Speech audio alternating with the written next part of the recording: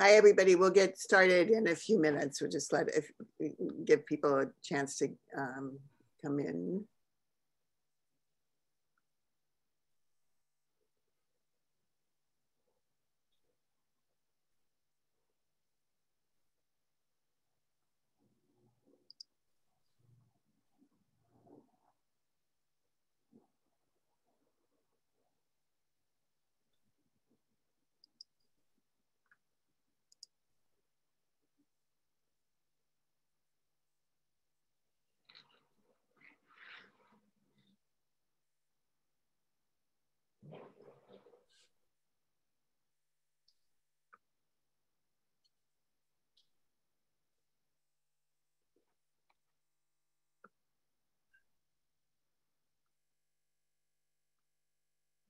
So Katerina, would you just give me a thumbs up whenever you're ready for us to start?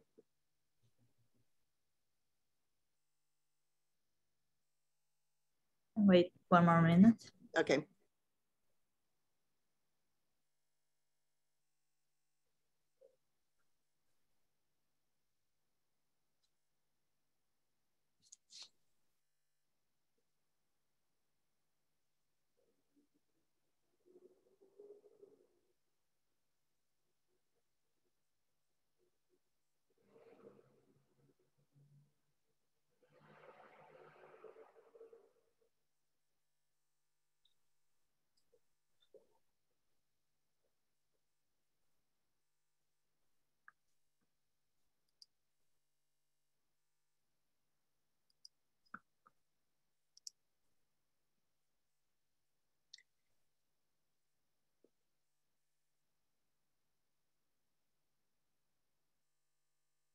Okay, I think in the interest of being able to do our whole program, we'll go ahead and get started. Thank you all for being here, especially on such a beautiful evening. Nicholas Piltoff has the right idea, sitting outside in a park. It makes the rest of us jealous. Thank you to MBB Architects for hosting this event, to Mary Burnham, who's one of the founding partners of the firm, and the entire firm for being willing to do this on a beautiful early summer night. There is no denying that this has been quite a year, quite a tough year in many ways for all of us, I would say, in differing degrees. And I just want to say how much I admire all of you mentors and mentees for sticking with this program and taking this on, in addition to everything else that I'm sure you have been doing during the year. I should introduce myself. I'm Rosalie Ginevra, the Executive Director of the League. I hope and trust that it has been both a productive year and an inspiring experience for all of you to participate in this program from both sides of the relationship.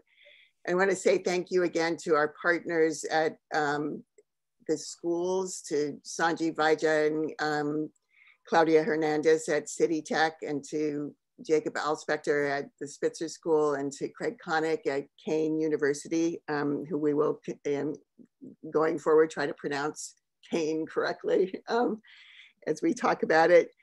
And I also just want to say a huge thank you to the Architectural League staff, to Katerina Flaxman and to Nanase Shirakawa, who have shaped and shepherded this program over the course of the year, and both of whom, to our regret, to those of us staying behind, are leaving the League this summer, but for very good reasons. They're going back to school themselves. We will miss them a lot, but they're going on to great things. So I am now going to, well, the shape of the program tonight is that we're going to have a presentation. Mary Burnham will talk a little bit, and we'll have a presentation by the firm about the work that MBB does and how the firm works. And then we'll have a period for questions from all of you. We'll hear from Kate Brown and Jean Lee who are at MBB, about their experience of being mentors. And then we will have a variety of closing remarks from all of our school partners. So there are many parts to the program, but it's meant to be participatory. So if you have comments and questions and have something to say, please please use the chat room to indicate that you want to talk, and we'll find a way to call on you. So with that, over to you, Mary. And thank you again for having us. Thank you, Rosalie. We are all delighted to be part of this and to be part of this wonderful mentor program, and are really happy that everybody's here from City Tech and City College and Kane. We think this is a great, wonderful program to be part of and participate in. I'm here with three of my colleagues. I'm Mary Burnham, partner at MBB, and I'm here with Jean Lee and Kate Brown, who are streaming live from the office, and Katerina Verbitsky, who is with us from a remote location, as I am. So sorry we're not all in person, but here, such is life. I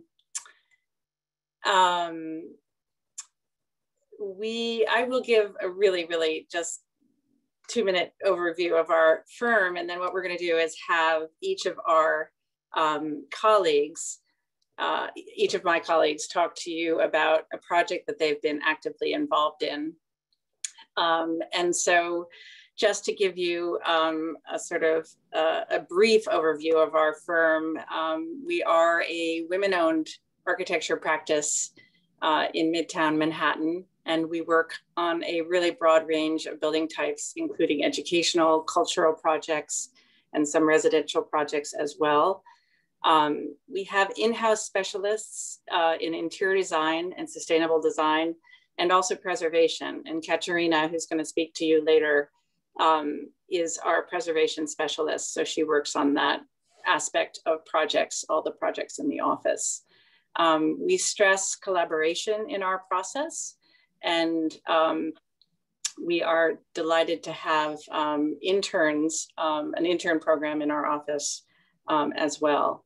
So with that, I'm going to hand it over to Kate, who will start by sort of virtually walking you through the office. Yeah, so we're just going to show you a few photos and give you a sort of virtual tour of the office. So this photo here is our large conference room. Pre-COVID, we would hold weekly office meetings in this room, which is kind of what you're looking at here. This is our large studio where all of the architects and designers sit. And as Mary said, it's a very collaborative office, and people are always doing different things at the same time out in this open studio. This is another view of our large conference room, which we also use for pinups and big group meetings. And we hold charrettes and kind of team workshops in this room. So as you can see, Jean and I are in this room now, and there's some drawings pinned up on the wall. Oh.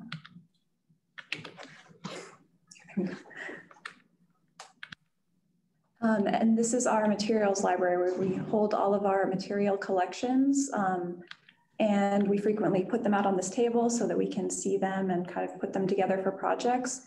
And here you can see Fiel, who's our Director of Interior Design, reviewing some samples at the table. And now I'm going to turn it over to Jean, who's going to give you a brief introduction. Thanks, Kate. So a big part of MBB's portfolio is educational projects, and we do a whole range of them from early childhood to university level work, both public and private schools. So what you're seeing on this page is a whole range of those projects. So tonight, I'm going to talk about Grace Church School, which is a project in Cooper Square. It's the yellow brick building with the curved roof on top in this photo. So MBB was brought on for the fourth phase of this building renovation for Grace Church School's high school division. And we were tasked with creating their new athletic center, of which the centerpiece is the gym. So that's what we'll focus on tonight. So two of the major challenges for this project was that it's a gym which was going to have a large bulkhead, as you can see here, and in a historic landmark district, so we knew that landmarks approval would be required. And also another challenge for this project was that school would be in session from floors 1 to 3 while we were working on the 4th floor. So that was also a logistics challenge for the contractor, and we'll talk a little bit more about that. So a little bit about the challenge of building the gym here. So as many of you know, the Landmarks Preservation Commission is very concerned with what people see when they're walking down the street, and they want to preserve the character of historic neighborhoods. So whenever you add something new to a building, you need to get it approved by them. And in general, they prefer that new additions to existing buildings are not very visible from the from the street. And we knew that because we have a gym that needs to be tall enough for sports, that by shifting it to the back of the building instead of along the street, that would help with getting approval from landmarks. And in addition, we thought, well, we could also shape the roof so that in portions that don't need to be high for sports where you have spectator seating, we could taper that and lower that so that it is even less visible from the street. And that constraint is what helped us arrive at this unique geometry for the gym roof. So the gym's a really special space, and it was a challenging space to build because it not only is a gym, but it's also the gathering space for the school. And it's also right over classrooms on the 3rd floor below. So it took a lot of collaboration between consultants and manufacturers to get for it to all come together. So how do you build a building or a new rooftop addition when the school below is in session? How do you keep water out? So one of the clever things that the contractor came up with was to actually build the gym, the portion that was above the roof first, before they took out the existing roof. So I'm going to show you a little time lapse that illustrates that. So here you see them bringing the steel of the gym roof, the curved steel, onto the roof, and all the workers are actually just standing on the exterior, on the existing roof. And once they've put up the steel and they've built the walls and enclosed this portion of the space, that's when they started demolition. So it was very cool that they were able to actually put up all of these steel pieces over the course of one weekend. And it was a huge accomplishment for the contractors. So here you can see the existing roof is being demoed after the roof of the gym has been built. So the existing roof and then the floor below where the roof has been removed. And the gym's under construction. It's a messy process, but here you can see all the big forms starting to take shape, the mezzanine level and the skylight. And another big part of this was the classrooms below, how we were going to keep the sounds of dribbling basketballs out of the classrooms. So the entire gym floor is actually on this lift slab construction, which basically means it's a concrete slab held up by springs, and then the wood floor is put on top of that. And the springs absorb the sound and the vibrations of gym activities. So here, construction is proceeding. You can see the finish is in. And this is the final project. And we were really happy with it because you can't hear basketballs in the classrooms below, which was great. We also really took advantage of being on an upper floor for a gym, which is not that common. So we have these big skylights that with a diffuse layer in them. So there's so much light in the gym that a lot of times they don't turn on the light during the day. And when it opened, it was actually also a source of pride because it was the only high school with a regulation height volleyball court at the time of opening. So I'll let Kate talk about our next project.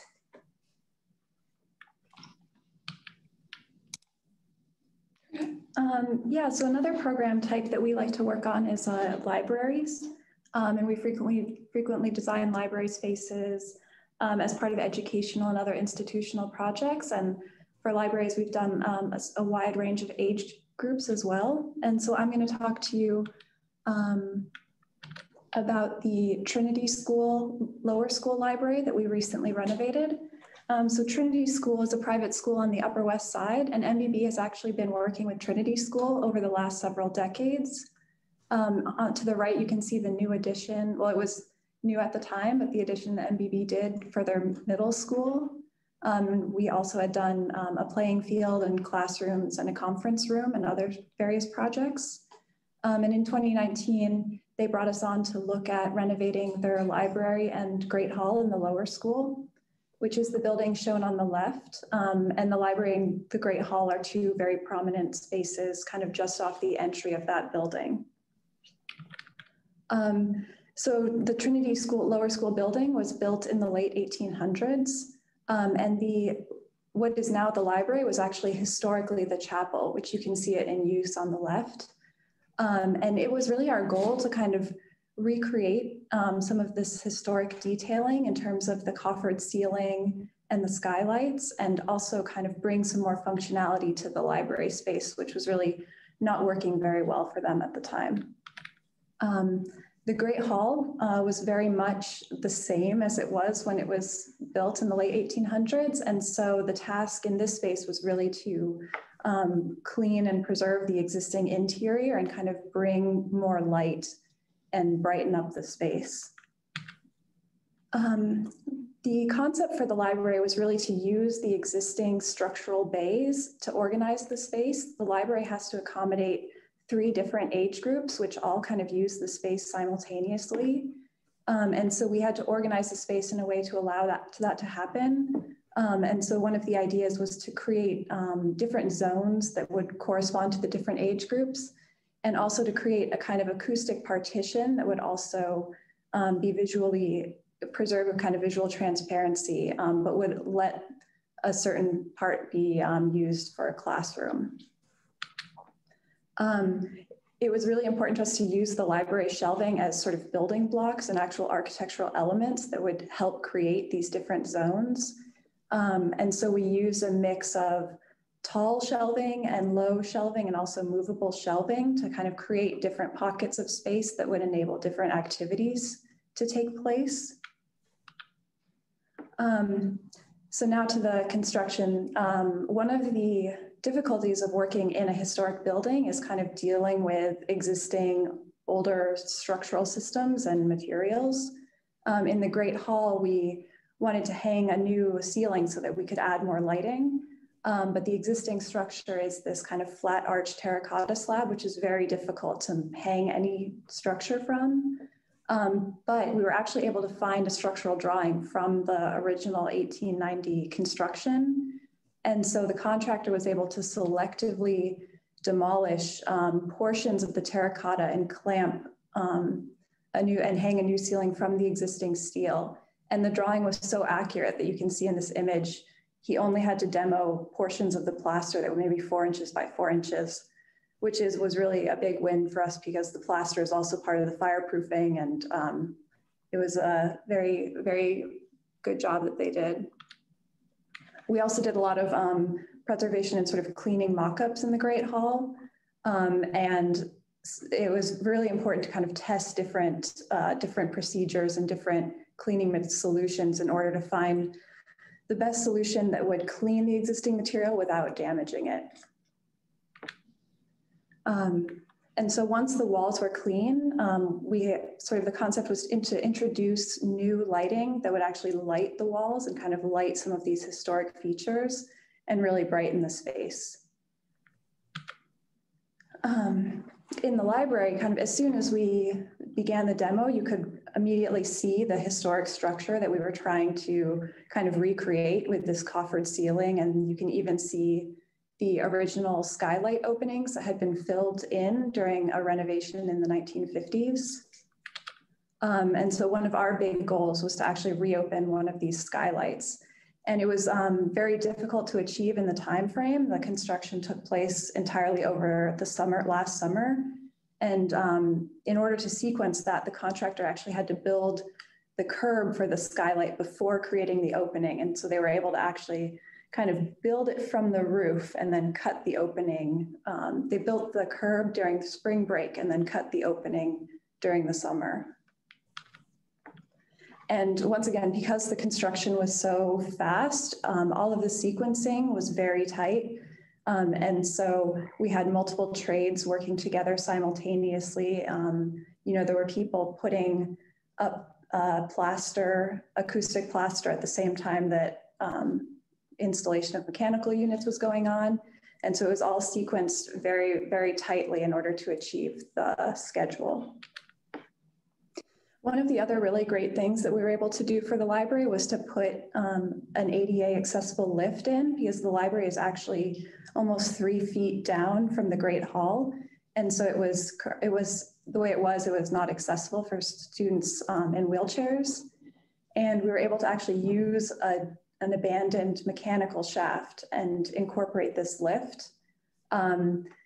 The photo on the left, you can see that it did take the contractor 3 tries to get the opening right, but he did get there. And on the right, you can see the lift being installed. And these are the photos of the final library. We really wanted to create this overall sense of one big volume, but there is actually an acoustic partition that divides the classroom all the way at the back. And the skylight really does a lot to brighten the space. It just lets so much more sunlight in, and it really defines this kind of small classroom area for the the 3rd and 4th graders. And this kind of breakout space is really flexible. So all of that shelving you see in the foreground can actually be moved out of the way, and you can hold a large event in this space. And the sort of niches and small seating that we made was really for kids to kind of find spaces that they could have their own experience, and also for parents to have a kind of intimate moment with their children. But the sort of windows, you can end up seeing all the way through from one end of the library to the other. And we also created sort of playful moments like this story time seating area for the kindergartners, where they can it comes out like a stage, and they can have a story time set up there. And ultimately the space that's the classroom, which is really for the middle school students. It's the first time the middle school students have had their own space in the library and sort of had ownership over it. And so this was a really important space for the school. And now I'm going to introduce Katrina, who's going to talk to you a little bit about her work. Thank you. As everyone has already learned just from this presentation alone, many projects in New York City and projects with our firm at MBB involve restoration of older or just existing historic buildings to some degree. So some of them can have a preservation focus, or they involve the adaptive reuse of a structure. And my work in the office is focused on the preservation aspect of the projects. Sometimes that means that I work in collaboration with a building conservator or an architectural historian. So our work at Trinity Wall Street on the next slide has included a master plan and restoration of the interior sanctuary and chapel, as well as renovation of other supporting interior spaces. And it also included the renovation of the church grounds. You may know that the church grounds contain burials and a significant site for the grave of Alexander Hamilton. So on the next slide, just quickly, because this is a very old and historic site. Before anything was built at Trinity, before any churches were there, it was a burial ground, and there are still grave markers from this period. It was right outside the wall of the New Amsterdam colony on Wall Street. And in 1698, the first structure was built there. It was kind of a modest, almost country style church that burned in a fire, and the church now with a larger congregation, rebuilt in 1790. And then on the next slide, the church as we really know it today was constructed in 1846 by Richard Upjohn. What's really interesting about this series of photos is that you can see the church as it's being added on to renovate it throughout this 200-year history, but also showing the church's changing context in the development of Lower Manhattan. So on the next slide, specifically to my job, any preservation project, any kind of restoration scope will start with extensive archival research. Hopefully the building that you're working on has this type of material, has the documentation. It's actually rarely the case, but luckily Trinity has extensive archives and we were able to pull this type of material. These drawings specifically are showing interior restoration work that was done to the church. On the next slide, the existing conditions will then be documented with a laser scan, more and more with a laser scan. And this documentation is used to kind of create a snapshot of the building before any changes are made or any like design decisions are implemented to the structure. And then on the next slide, we can see that at this kind of pre-project research stage, material investigations are begun. So it's really a forensic study into the building's history. And it allows us to see paint colors or wallpaper, mortar, composition of plaster, anything that we wouldn't be able to see from the naked eye, and maybe we don't have documentation of that color, we could actually physically extract from the building. All of this research data on the next slide, you'll be able to see is incorporated into a master plan. In this case, it was a master plan, but sometimes it's referred to as a condition study or a historic structure report. All of this research is really helpful to the occupants of the building and to the architects so that we could have a well-informed design phase that follows this. So on the next slide, all of that documentation really, it allows us to make informed decisions, but it also allows us to kind of track the changes. So in this photo, during the design, a decision was made to move the altar off of the reredos. And what they're doing is kind of making a puzzle of it. They're tagging each piece of stone before it's even moved so that it could be rebuilt in that exact configuration. And on the next slide, the building conservators, as part of this process, are also really giving a lot of care during the conservation work. This woman is actually just cleaning marble with a paintbrush. On the next slide, you could see what visual impact that conservation process has on historic fabric. We don't necessarily know, sorry, there's a phone ringing in the house. We wouldn't necessarily recognize how much dirt and grime and dust is built up, even in our own houses. Like, it's not something that we regularly think about, but after hundreds of years, it really kind of hides the physical materials that are there. On the next slide, this is showing the scaffolding being built inside of the sanctuary. What I love about construction photos at historic sites is that you can really see the care that every person on site is giving. It's still a construction project. It still has the dust, that like everything that would go along with a construction project, but the people that are working there are really giving it more of a white glove approach. So on the next slide, that goes from the top all the way to the nitty-gritty of hazardous abatement.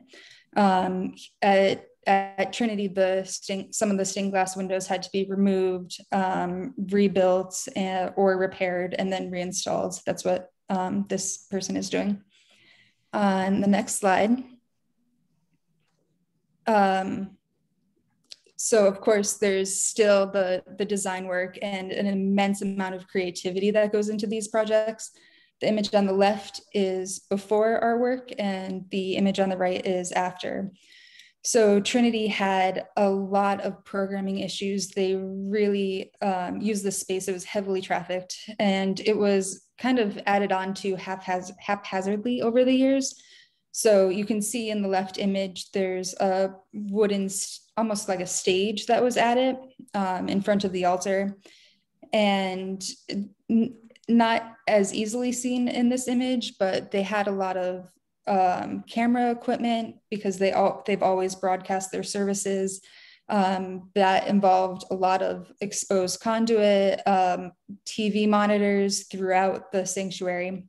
And we really worked with them to scale back the visual impairments on the actual sanctuary. So you can see in the right, we pulled the altar off of the reredos. The restoration work that was done, everything was cleaned. And because they use this as for events or for concerts, they have a really great choir. We put the flexible seating in the front. We hid a lift, which you can't, it's unfortunate because you can't see it in this image, but the lift is actually hidden in the choir seating.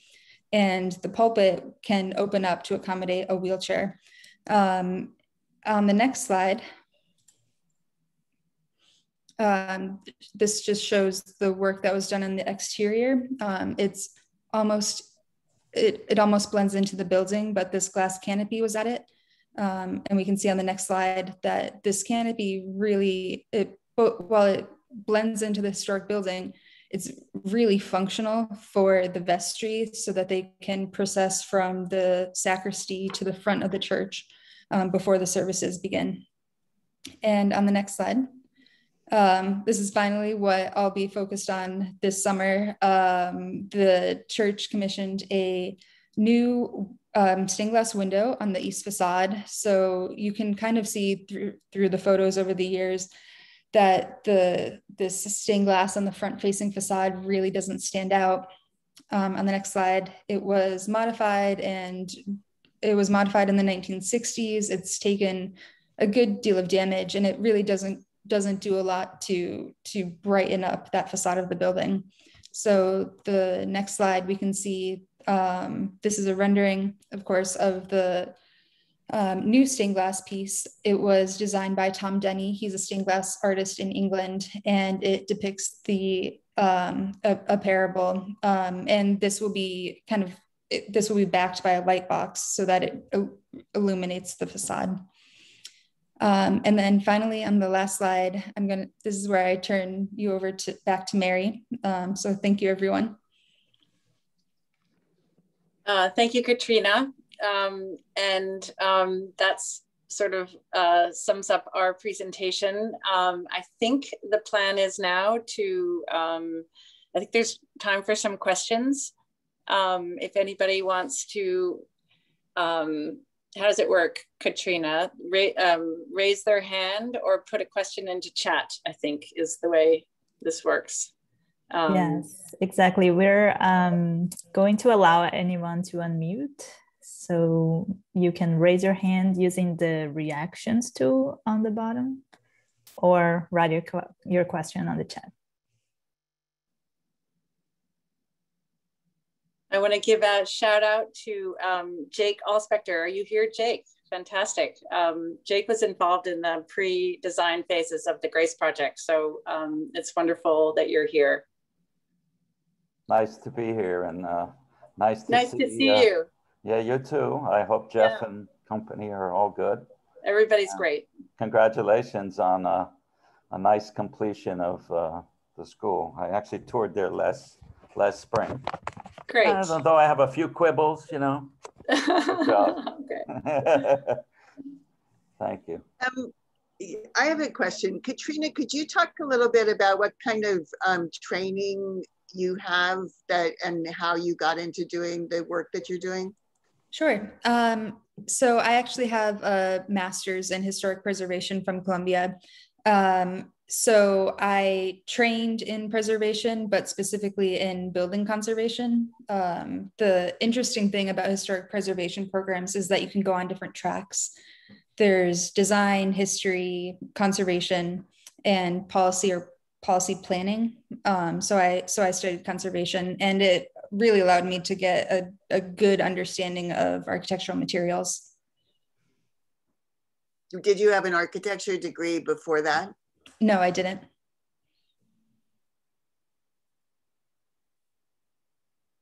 So Rena has a question. I'm going to unmute you. Yeah. I'm wondering about the library project. How much of that was custom millwork and how much of that was working with furniture reps, kind of around your design? I think that the final product was really great and probably a mix of both. So I'm just kind of wondering how the split was. Yeah, that's a really great question. Actually, it was a mix of both. And so it's a combination of, well, you probably saw wood kind of bodies and then metal shelving. So all of the metal shelving was from a sort of furniture company that the school had worked with before. And all of the movable shelving, the wood was also from that same company. The rest of the wood was all from a custom millwork shop. And so it was a really kind of tough thing to get them to match their woods. If you look closely and you know it's different, I think you can tell the difference, but overall, they did a really good job in matching.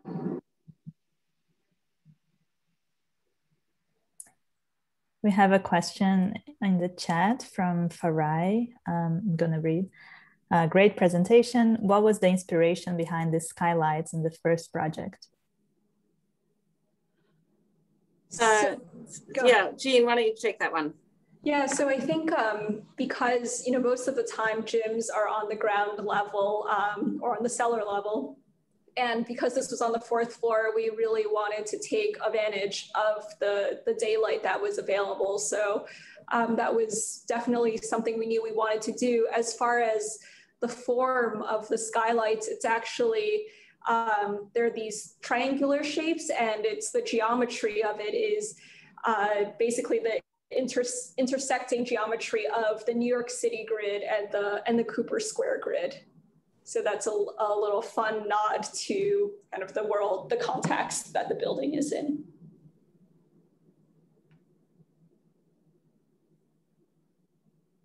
I have a question for Katrina.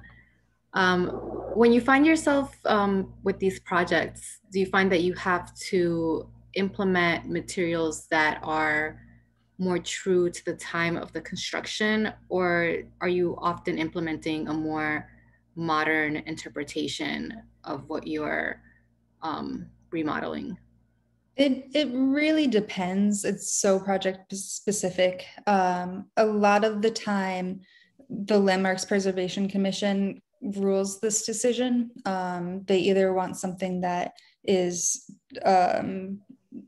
obviously modern, right? We're not trying to pretend that our material is part of a historic fabric. So we do want some kind of differentiation. The other aspect of that is that we don't want to put any materials together that are not compatible. I would say it's a real case-by-case basis. A lot of the work that we did at Trinity involved these very specific questions. How do you do? And a lot of times you test different methods and come up with the right answer. A lot of the woodwork that had been really damaged over the years had to be replaced. Parts of it had to be replaced. So a lot of the detail. And in the end of the day, these master craftsmen who are just unbelievable to work with, they ended up sort of casting several pieces that we needed to replace in resin, because that was seen as being more of a respecting the original fabric and not trying to be replicating it with modern wood. So we really kept, in most cases, you try to keep as much as you can but it really is a case-by-case basis. Right, and of course, sometimes it's just impossible. The same project at Trinity, that there are no brownstone quarries left in the United States, so that was like a really difficult part of the process to match a brownstone that would have been nowhere near the site that was built in 1846. Right.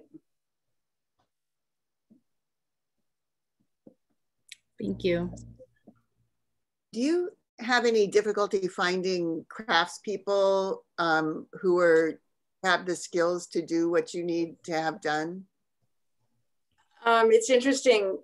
You can get almost anything done. I mean, one of the real joys of these projects is working with such incredible craftspeople who are masons, who are sort of plaster specialists or metal workers or woodworkers. And what's amazing is that they are very well versed in the traditional techniques that were used, but also, you know, how to get it done now. So I think that, you know, it is, so much of this work is done in place. That's another thing that really differentiates these projects. Almost all the work has to be done on site right there. You can't really do something off site and bring it in. So there, so I would say that, you know, you can find them. It really is one of the most rewarding parts of these projects, I find.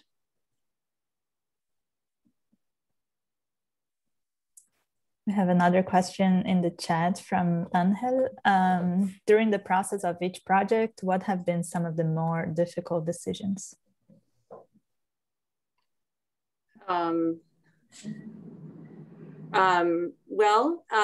I'd say that the process of design is a whole set of decision making, you know, it's a decision-making process. And so there are always difficult things, but I'd say once you're in construction, you're not really done with that process. So I'd say that every single one of these projects, so many decisions have to be made during construction. I'd say particularly when you're working in older buildings, you're always going to find something that you didn't expect to find. And so you have to be able to really think on your feet and move quickly when something arises that you weren't anticipating, because it's not as though you can just sort of, you know, make the schedule 3 months longer or whatever. So you have to really be able to adjust and absorb these changes as they come along. And I'm just trying to think if there are any particularly momentous decisions that we had to make in the course of any of these projects. You know, it's sort of, for me, it's sort of every day you've got decisions, you know, you've got to figure out how to keep things moving forward. So. Yeah, I think I would echo that. I think a lot of difficult decisions come from being surprised by an existing condition that you didn't know about.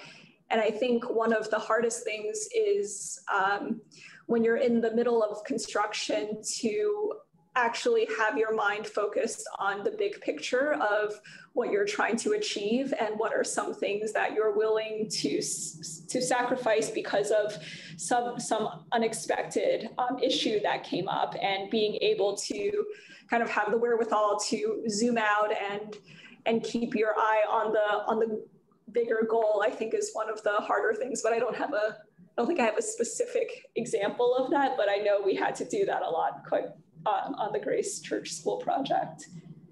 Yeah, I would totally agree with both Mary and Jean. I think for the Trinity Library project, you know, we were in a position of the schedule was so short, and most of the project is the millwork, is the custom shelving, which is basically being built somewhere off-site and arrives at the end to be kind of fit into place. And so the kind of decision of how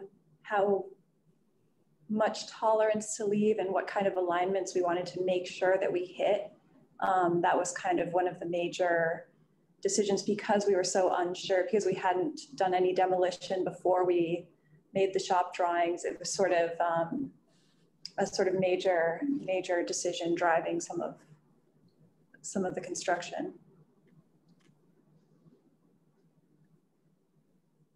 I have a few more questions in the chat. So one from Kada.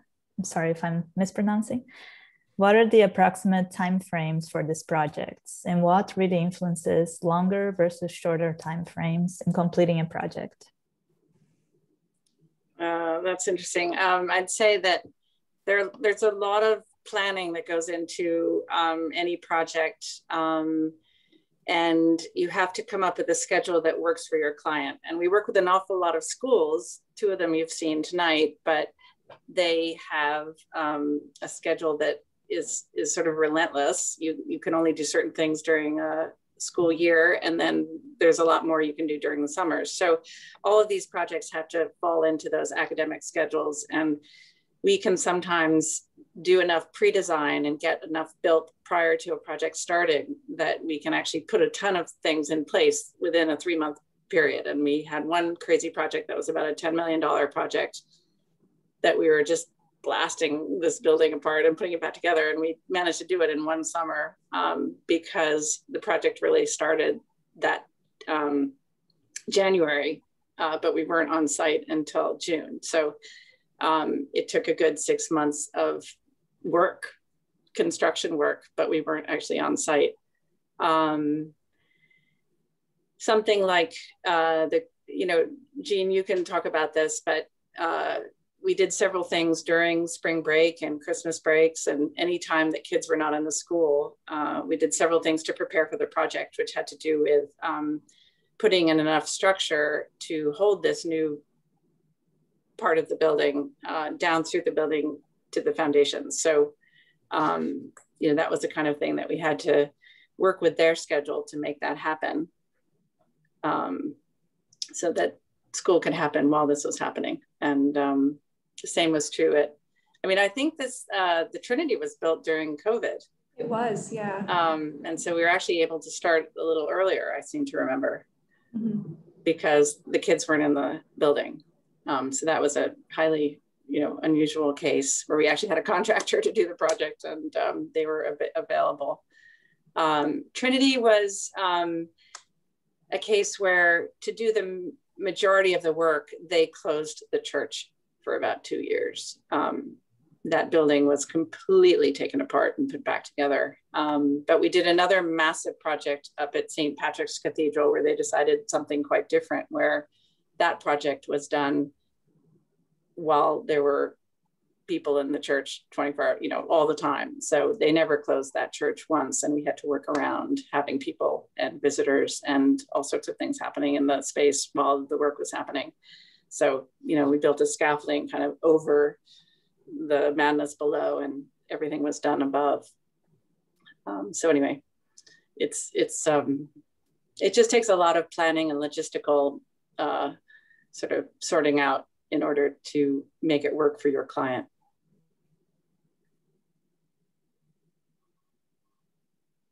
Another question from the chat from Anna Grace. She's really impressed by the ceiling heights that you achieve. The ceilings are so well lit and organized. Do you typically work with one lighting consultant? And if so, who? Yeah, go ahead, Lee. Go ahead, Jean. I think all 3 projects were the same lighting consultant. Right? Melanie worked on. So Melanie Freundlich is a lighting designer we work with a lot, and she happened to work on all 3 of these projects.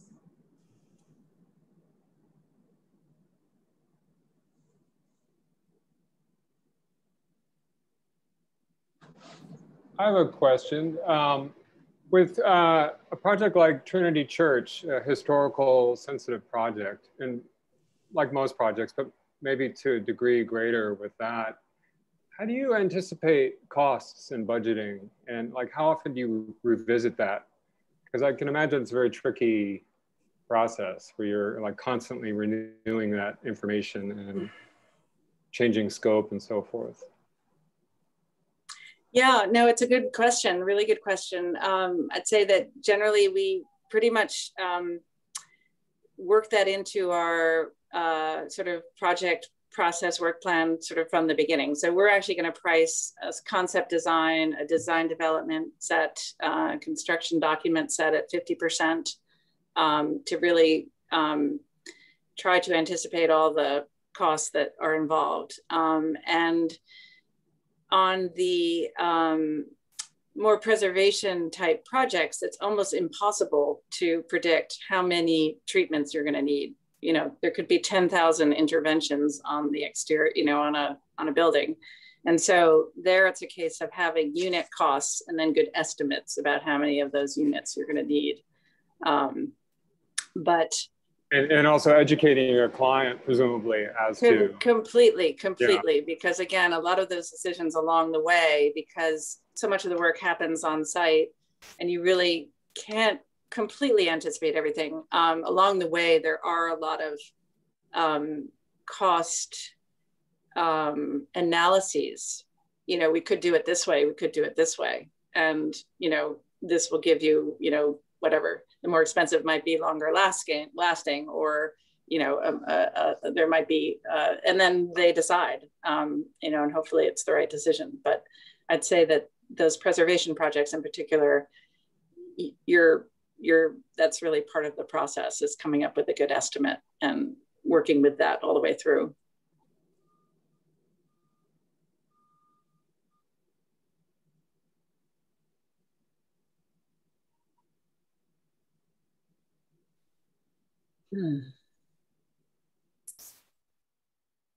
Can I ask a question? You know, I love seeing the process. The presentation was really beautiful. But there's something, I wonder if you could talk about this, but I think unpacking the history of these incredible projects is also about learning the impact and the value of it to New York City as a community of very diverse people. And I wonder if there's a way, as you're doing these projects, that you start to get a better appreciation of what is really part of New York City, because you're doing research in history and people and how they use spaces and chemistry and tradespeople. It's a really incredible mixture. So maybe if you can talk about it, not technically, but in a very personal way, if there's some epiphany you had while working on a rose window or the light that comes into a particular space.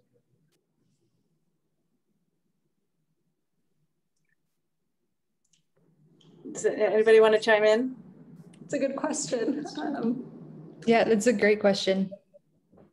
A lot of the time with preservation projects, I especially get really attached to the building because we're in these spaces that the public is rarely allowed to enter.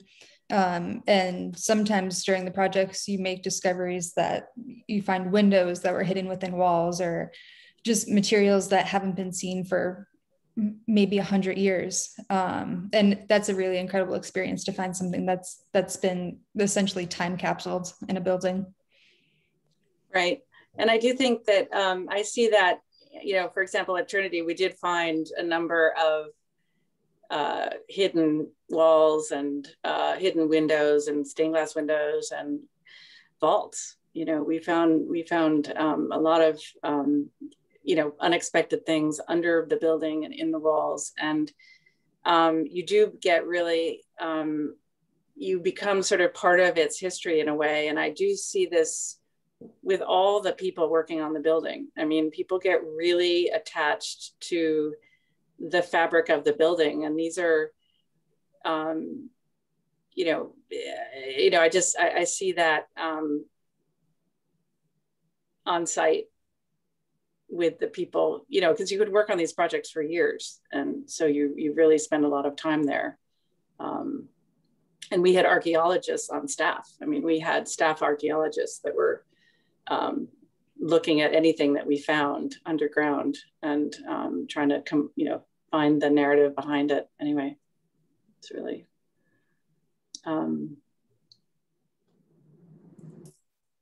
have another, go on. I was just going to add, I think for me, one of the really amazing things. I grew up in New York, so I feel like sometimes, I feel a little jaded about the city, and I just feel like I'm walking through the same maze and the same blocks over and over again. But working on projects in the city has given, a lot of spaces new meaning, and now those have something special to them. And I think Mary and Katrina touched on this, but I think the history of what you learn about the place is really special. For example, the building that Grace was in, I guess used to be a pet food factory sometime in the past. And I don't know if this is folklore or true, but that people would know like which pet they were making food for based on the smells that were emanating from that building. So I think one of the really fun things is just when you're working on these projects, you get to kind of peel back the layers of the city and see it in a different light, and see how it was and it's become. And for me, as someone who grew up here, it's really given me more appreciation of this place that I grew up in. And I think sometimes it's easy to take for granted.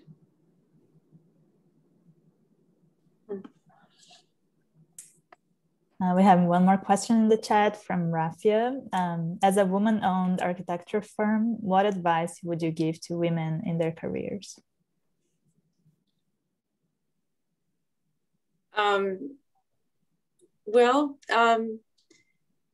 I believe that this profession is better when there are all types of people involved in doing it, because I think it makes the spaces that you're designing more relevant. And so I encourage all the women who are here tonight and to pursue, your interest. It isn't a really, it's not a very easy kind of profession, but it is a profession I think that you can practice in a whole lot of different ways. But I do think that shaping the built environment and having women be part of that conversation is a really important thing. So we've always had incredible people working in our firm, and we've always been at least often, at least 50%, but often much higher percentage of women in our practice. And it's a great place to work. So I think things are changing, and I think that it's changing in a very positive way by really having a voice in that conversation.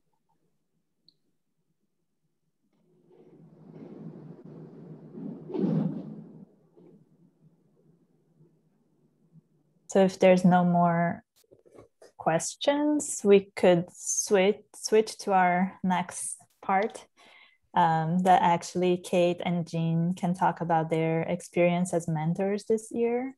And then we can open it up for anyone who would like to share their experience and thoughts on the future. Sure, I'll start. I think we both had some thoughts, and we're kind of throwing it out there as prompts maybe for other people to discuss or add their thoughts. I think one thing I've been thinking about is that as Rosalie said, it was a really difficult year, and for everyone. And I think for me, it was very inspiring to see my mentee. My mentee is Swara Desai from City College, who I can see her name on the chat or on the screen. So I'm glad she's here. It was so inspiring to kind of see her persevere through that, and just see how she was able to kind of make her experience what she wanted it to be despite the circumstances. And I also think that kind of because of the circumstances, in a way, it led us to kind of talk about things we might not have talked about before, things kind of immediately outside of architecture and outside of her schoolwork. And I think that only made the kind of experience and relationship stronger. And I think going forward in mentorship, it's something I would kind of really bring along with me, is the idea that it doesn't have to just be limited to, their projects or their schoolwork. It can really be enriching to talk about other things that are happening in the world. And yeah. Yeah, and I think I would add to that, you know, I definitely would have liked to meet with my mentee, Samia. I don't think she's here tonight, but in person, but actually the virtual interface was also really fun because we were able to both share our work with each other more. So we spent a lot of time screen sharing, and Samia was showing me her school projects and I got to see them evolve, which is really fun to see when you've been out of school for a while. And likewise, I was able to share with her kind of our client presentation. So I think in a way, the virtual format allowed us to do that more easily. So I think in person would have been great, and maybe that's something that's, you know, retained in the future. There's kind of this mix of the virtual and in-person meeting.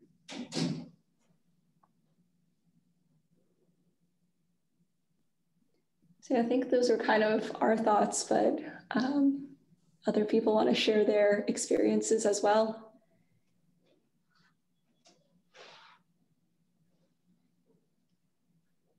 Anyone has any advice also that they'd like to share with the group, feel free to type on. Can I insert a little bit here? I'm still stuck on Rafia's question. Rafia asked about a women-owned architecture firm, what advice to give women in their careers. And I wonder if the mentors or the mentees could completely invert that question, because I think it's coming up a lot when we talk about Black Lives Matter and equity and so forth. You know, maybe the advice is not what you give to women, but what would be the advice you'd give to men? This is a male-dominated profession, right? And I think that over the pandemic, we've learned to develop a certain type of, perhaps even virtual EQ, an emotional quotient, because it's very hard to read people through the computer screen. But I find myself tuning up certain skills because it's very hard to connect with people. So I wonder if you know, I know this is a probably too broad a question, but what would be the advice you'd give to young men entering the profession? You know, the women, they're architects, you know, they want to be designers and so forth, but what is it how do we make space for greater diversity and equity?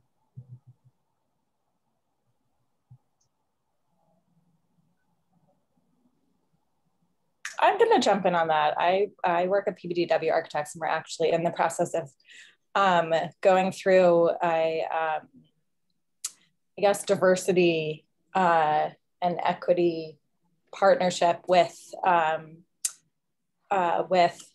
Co-Creating Inclusion, which is an outside consultant that we've brought in. And so I think we're on our third workshop now that we've done. And it's really, to me, it's really about unlearning, right? It's about unlearning all of these kind of,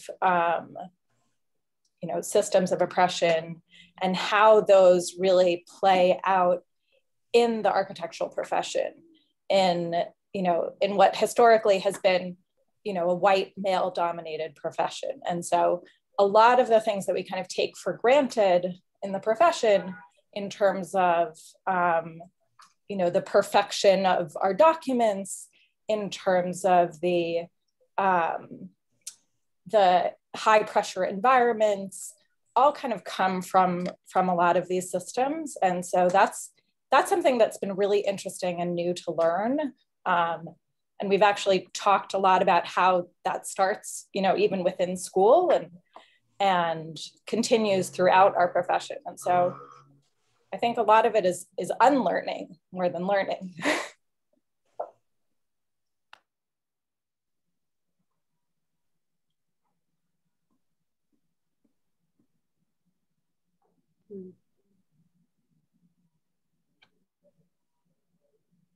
Anyone else wants to share their thoughts or any advice you might have for the students moving forward?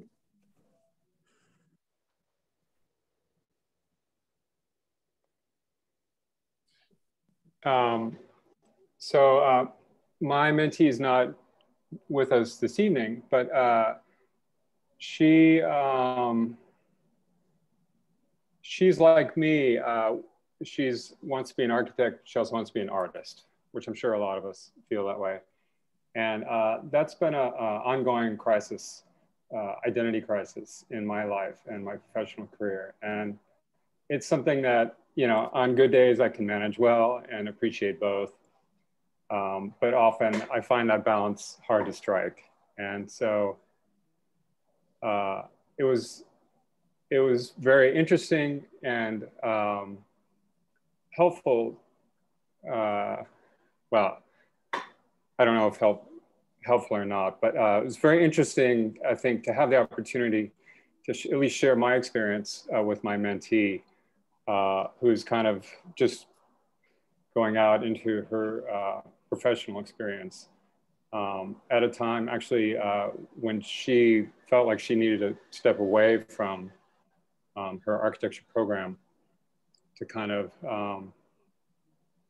decide what it was she really wanted to do.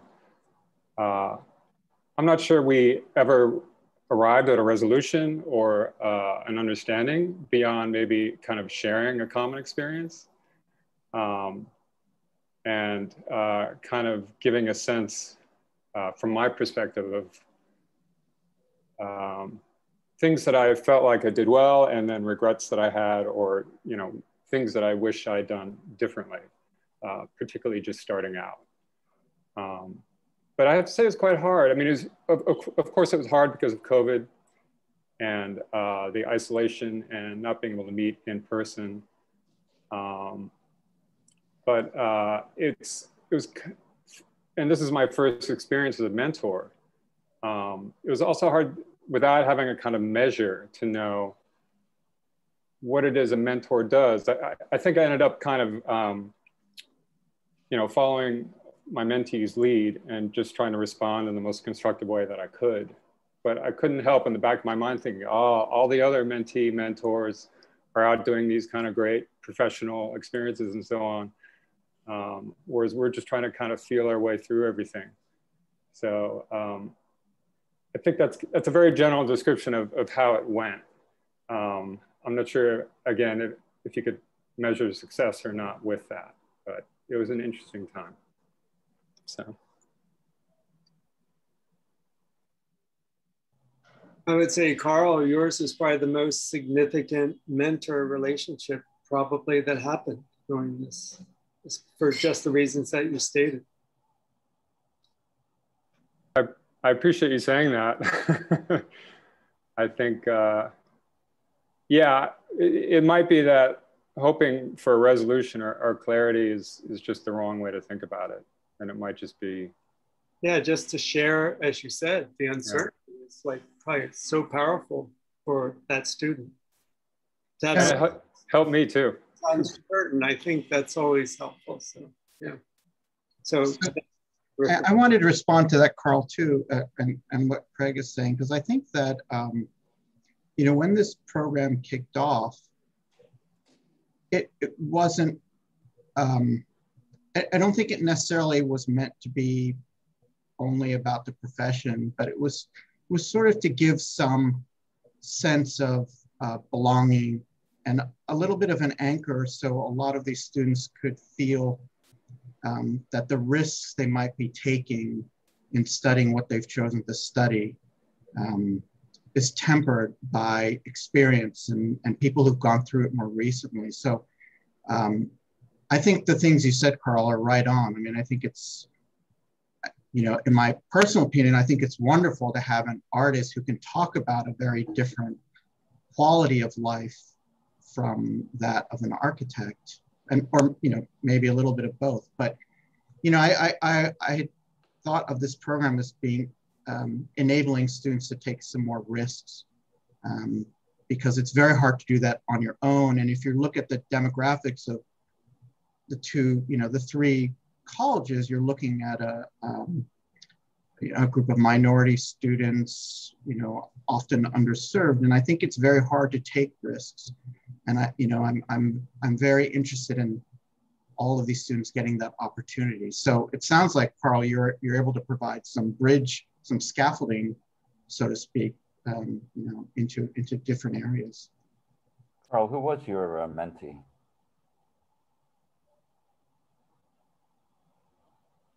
You're muted, Carl. Oops. Is it all right to identify the mentee? I mean, I was just curious, you know, knowing some of the students. Yeah, her name is Abigail Kage. Yeah. Yeah. I had a feeling it was her. She's a great student. Sorry she's not here. Yeah. She's very good. You're lucky to get her. Well, I felt that way, you know. It was like she was holding my hand as much as I was holding hers. So yeah. I think that's, you know, the value of, if I could say, and not being a mentor or a mentee in a formal way that you guys have been, but I think the value is the ability to communicate on a personal, immediate level. It's not in person, of course, but that, you know, that's not a teacher to a student or a student to a professor or an employee to an employer. It allows a freedom of interchange that's, you know, that's opening. That's an opening for all kinds of things to happen. And I think that's what you were saying, and maybe in rephrasing it. I would also just throw in there, responding in a way to Sanjeev's turning around of the question and to what Rena said and what Carl said, that I think one of the important things for all of us to remember, I mean, perhaps this is very cliche, but it is that while we all fall into groups of various sorts and are subject to systems of various sorts, we're also all individuals, and that understanding that each of us has, you know, a different conglomeration of aspirations and skills and desires is the most validating thing that can happen for someone, to have others listen to you as an individual and you know, support you as an individual with what you want to do, while also, of course, not denying the systemic ways in which many individuals are denied the chance to do what they want to do, and fighting against those. Yeah, well, that's exactly the mentorship is sort of asystemic, right? It's kind of outside the system, even though we've created a system for it, but it's a mini system. Yeah. Hi, can I add something? My name is Brendan. It's my second year. I'm one of the mentors. Graduated from City College back in the 90s.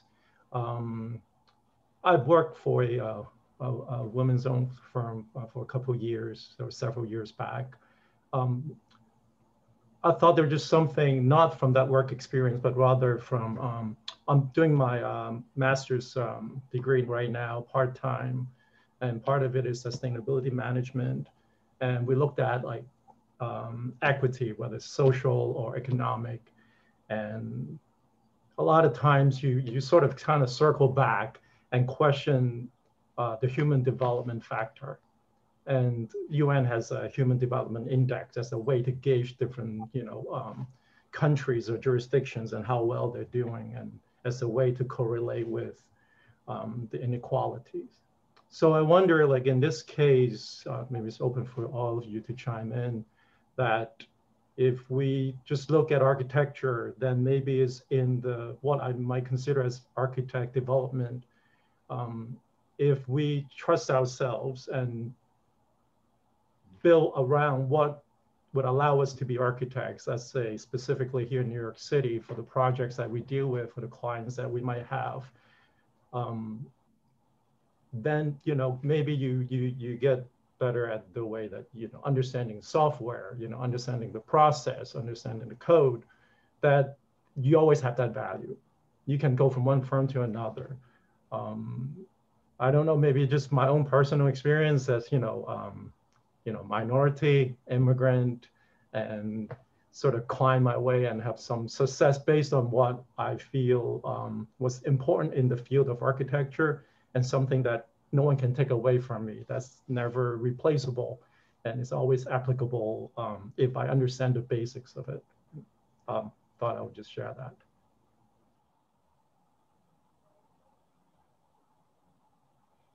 That's great. I think your story you're relating is so common to, I think, all of us who teach either at City or Kane I'm sorry, and at City Tech understand that. And some of us are also of similar backgrounds, as you may know. Yeah, I think the personal connection is really the key. I think that's something that you should value, that you have this personal connection outside of the system to another professional that you can ask any question about, be open. I think that's really great. I also think the students of today, you know, just speaking for myself personally, when I was a student in the late 60s, the upheaval of those days, those times are not dissimilar from today, you know. I'm happy to see demonstrations happening again and against injustice and unfairness and bad policies. We need to do more of that. And I think the students of today have so much to offer to the older generations, both professionally and socially and in every other way. And I think communicating, you know, is between opening the doors and listening and acting is very important. And that's why I teach, because I think it's all about that too. I learn more. Sometimes I'm jealous. I learn more from teaching than I think my students learn from my teaching. So, but I think that's the key, is that connection, even if it's over Zoom, where we can persevere in strange ways. So this is a really quiet group, Jacob. So I want to ask. Haven't you found all the students this year to be very quiet? I have. No. No? I don't think so. But you know, for the City Tech crew, I see you here, Farai, Rafia, Jamesi. I have a question that's really broad, and it's going to be hard to answer, especially in this type of virtual intimate setting. But how would you guys characterize the qualities of a good mentor-mentee relationship? What's important about that to you? Farai, I'll let you go first. All right. Hi, everyone. Great to see everyone. So I think I'd say the most important thing, some of them that have already been pointed out, it's like more like a personal relationship. And I think with this program, it should be more than just architecture. It's getting to know each other on a deeper and more personal level. And I know from my experience, I was very appreciative of Eric Ball. You know, he gave me what I was mostly looking for when entering this program was, you know, keeping in mind I'm graduating next year. So I had a lot of anxiety, you know, because I'm not sure what I'm gonna get into. Is this the right major? What am I gonna expect once, you know, after graduation? And he was there to really give me a really good insight and an honest and truthful insight on what architecture is like. And you know, we managed to do. I was really lucky. We did in-person tours of their office as well, and then we also did like something outside of architecture. We did museum tours. So it's again creating a relationship that's. I mean, of course, I learned a lot about just you know, the deeper meaning of architecture. But then it's something, I learned something bigger than that. And during this whole program, I was really able to get an insight that's, again, more than just, you know, technical aspect of architecture and more the broader point of view of architecture. And that's, I think that's the most important thing. So yeah, I'm really appreciative of the program of the Arch League and to you as well, Sanjeev, and the rest of the faculty. So thank you very much. I know it's, your mentees are here, so it's hard to be really candid, but I really appreciate what you said, Farai, about anxiety, because that's a big concern over the last year, anxiety about jobs, about the pandemic and that sort of thing. Jamesi, can I ask you, can I pick on you, please? Yeah, so I'm not as good as words as Farai, see I'm already stumbling, but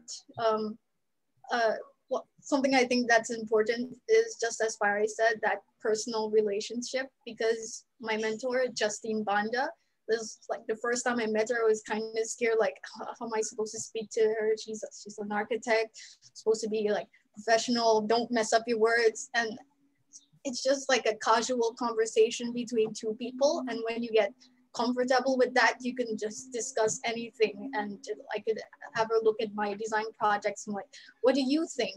Where did you think I went wrong? And then she shows me how they do work at her office and how things are run and what the world of architecture is like and how it's different from the way we do things in school. But it's that personal relationship, I think, because from that, you can then branch off into everything else. You're comfortable with this person and you can discuss anything that's on your mind. So I'm really grateful that I met her, and hopefully we continue this relationship that we've formed. That was perfectly well said. The question I'm also interested to hear from you is, if you can imagine it from the Architectural League side, how do they match mentors and mentees? And so I'm hoping that we can have this kind of conversation, because there's a little bit of fortune in doing it, but the respect you're indicating, the two of you are indicating for your mentor is really good to hear. And there's some partnerships that don't work, and that's totally fine too. But we're trying to figure out how to make this matching process even more deliberate so we can help whatever it is that's on your mind. Rafia, I'm picking on you. It's your turn. Okay, I'll say the same thing as Jamesi, like having that comfort level to talk to your mentor about anything. So my mentor is Ruth Mantley. She's not here tonight, but she was really helped me push get to the next level. And she did help me with my school project, as well as any kind of internship, applying for that. And she did help me with some mock interviews. She did that with me, and that was really helpful. I understand and learned so much from that. And I'm grateful for that. And we are still keep in touch, and hopefully we'll be in touch for next few years or next. It's really nice to hear. Yeah, can I add as well to this? Well, I think also this whole program, it's the mentor-mentee relationship. It goes two ways. So one of the things I was also trying to sort of figure out is, of course, we learned a lot from our mentors. They taught us, they gave us a lot of input on architecture and other things. But to the mentors in here, what did you expect to gain from this, if I may ask? Because I'm not sure if I was a good mentee, because I also had to play my part. It's not just about me, so I'm curious about that.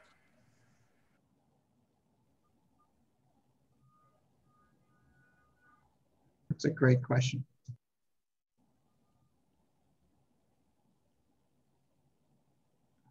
Maybe I can take that one.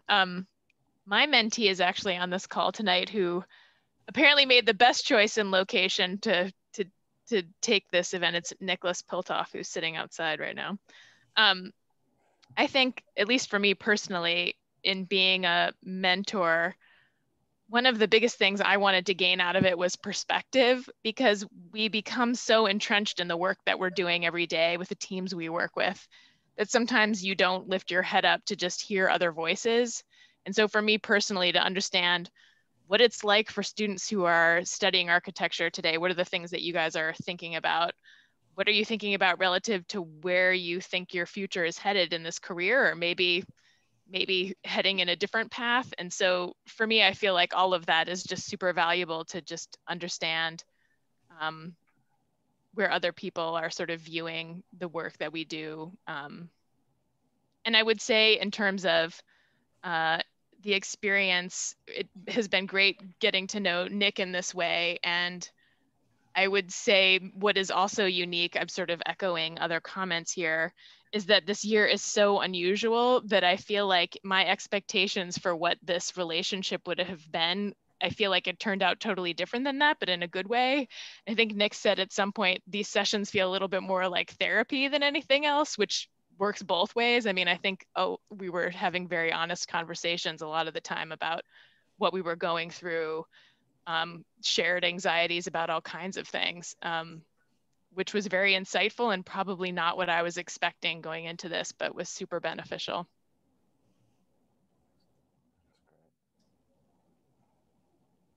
You know, in my imagination, I mean, I think, you know, I see the students from City Tech here, and I happen to know that these are some of our strongest and most capable students who are going to succeed no matter what is thrown at them. And that's a wonderful thing, but we need to hit the students. We need to get the students who don't have the same sort of, you know, profile. And finding those students is something that I would look to Farai, Jamesi, Rafia, to turn around and find that student in your class and mentor them, you know, and sort of reflect what you've been doing. Because I think the ultimate execution of this type of program is that you turn around and do it to, you know, you mentor 2 or 3 other students, younger students. So, you know, I hope that we'll see you as a mentor in, you know, a few years helping other students, because you'll know how hard it is to, architecture school is hard as heck. And then I think all the challenges our students, all the students in this program have gone through just to get through this year are, you know, everyone needs a little bit of a helping hand.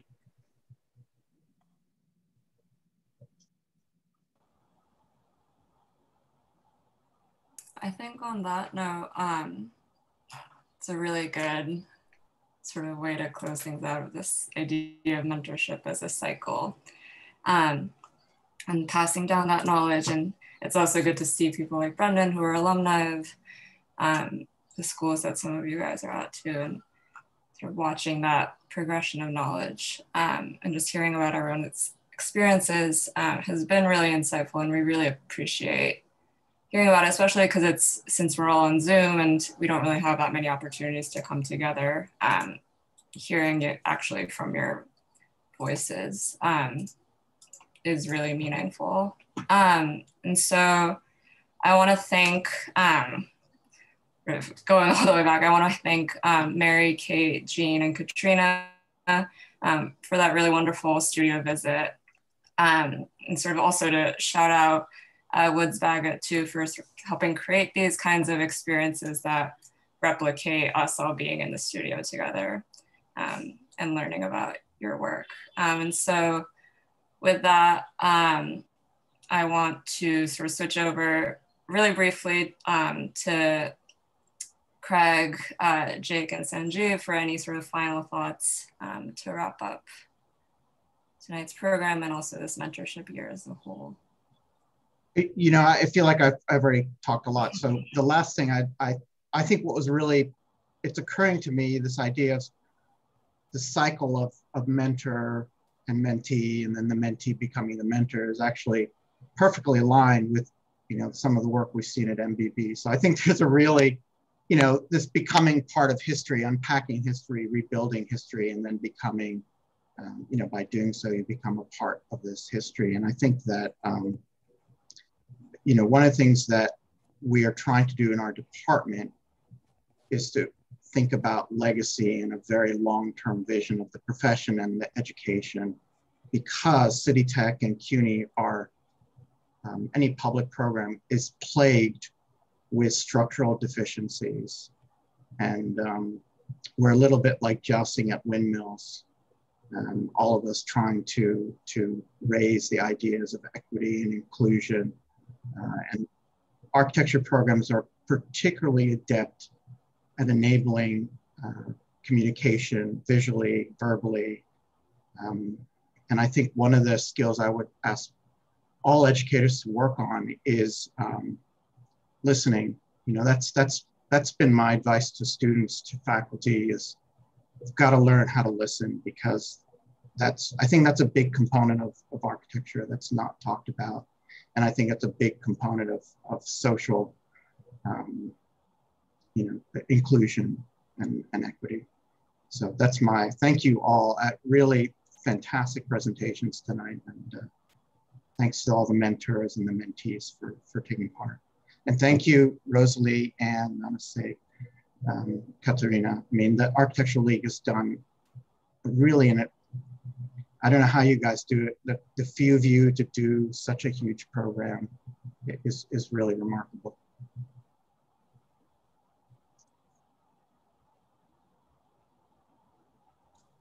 Thank you.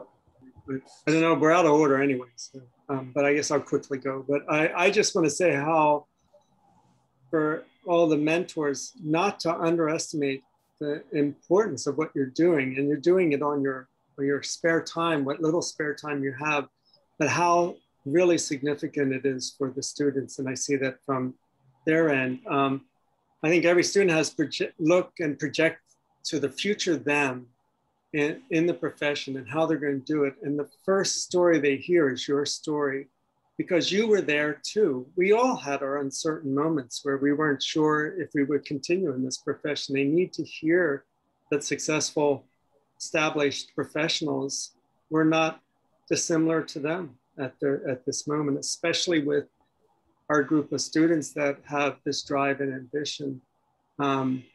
It's really quite good. So this is just a fantastic program. I mean, before you had to find your mentor, if you were lucky enough for someone to have the time in an office or somewhere, and sort of getting this sort of to be this a way that students can actually make those connections is just really profoundly significant for the students. So thank you to the mentors, and thank you to the league for doing this. It's great. It is shifting the culture. I mean, this is an example of the culture shift that's happening. It's maybe baby steps, but if you think about it, this is the seeds that you're planting. So it's great. Thanks, Craig and Sanjeev. You've said so much of what I wanted to say, and I've also heard so much of what I wanted to cover.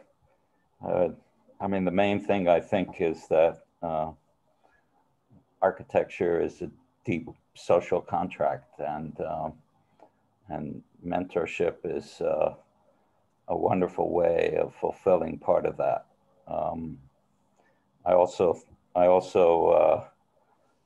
I'm very optimistic about the future, despite all of the problems we face, and I'm very aware of it.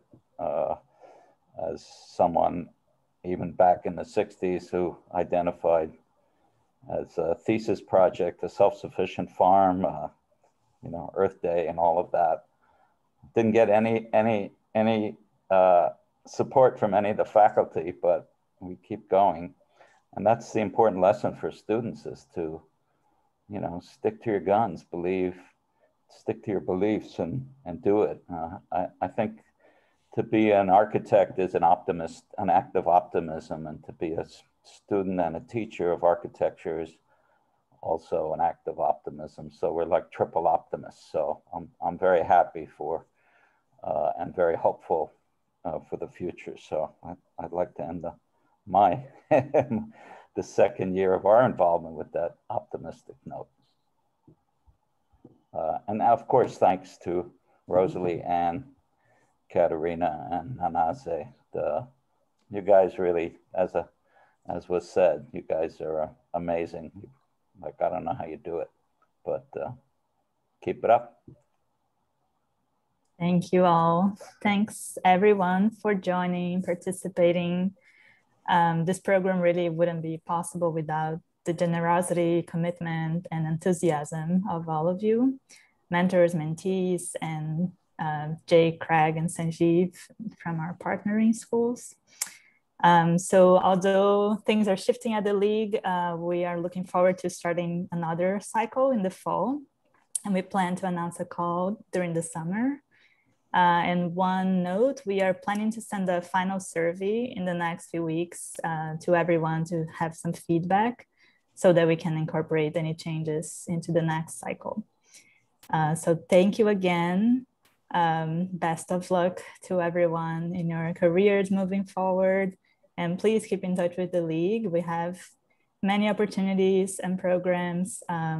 Please, I think you're all signed up for our newsletter, but you can check our website and you can hopefully attend our events in the future, not only on Zoom, but also in person.